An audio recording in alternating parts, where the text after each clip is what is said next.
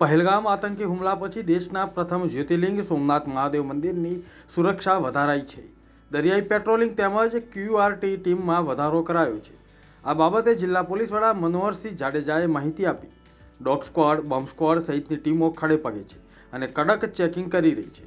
આ ઉપરાંત social media પર ચાંપતી નજર રાખવામાં આવી રહી છે. સોફ્ટવેર મારફતે હોટેલ ગેસ્ટ હાઉસમાં આવતા પ્રવાસીઓ પર સતત નજર રાખવામાં આવી રહી છે.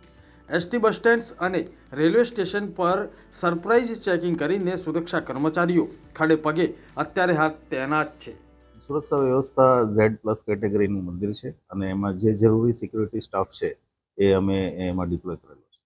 તમામ એન્ટ્રી એક્ઝિટ પોઈન્ટ ઉપર રેગ્યુલર ચેકિંગ ચાલે જ છે, પણ અમે છેલ્લા 2 દિવસથી ચેકિંગ વધારી દીધું છે. મંદિરનું માટે થઈને BDTSની એક્સ્ટ્રા ટીમો મૂકવામાં આવી છે, ક્વિક રિસ્પોન્સ ટીમ વધારવામાં આવી છે. સાથે સાથે રાતનું જે પેટ્રોલિંગ છે એમાં પણ વધારો કરવામાં આવ્યો છે.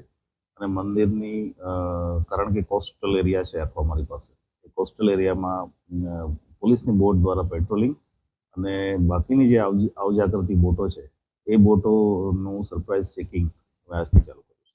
અમે સોશિયલ મીડિયા ઉપર પણ વોચ રાખી રહ્યા છીએ. અમારો પથિક સોફ્ટવેર છે કે જેના દ્વારા અમે સમગ્ર જિલ્લામાં જે કંઈ પણ હોટલમાં ચેકિંગ ચેકઆઉટ થઈ રહ્યા છે એનું પણ મોનિટરિંગ થાય છે. જે મુસાફરખાના છે, ધર્મશાળાઓ છે, એનું રેગ્યુલર ચેકિંગ થાય છે.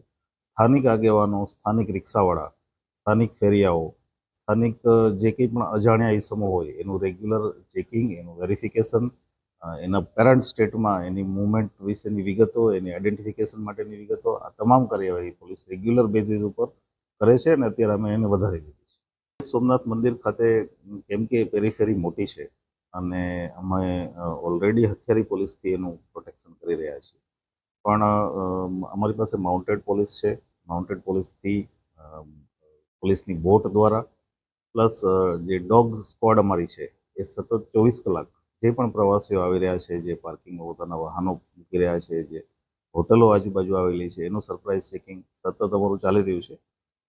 રેલવે સ્ટેશન અને બસ સ્ટેશન ત્યાં પણ અમે સરપ્રાઇઝ ચેકિંગ કરી રહ્યા છીએ.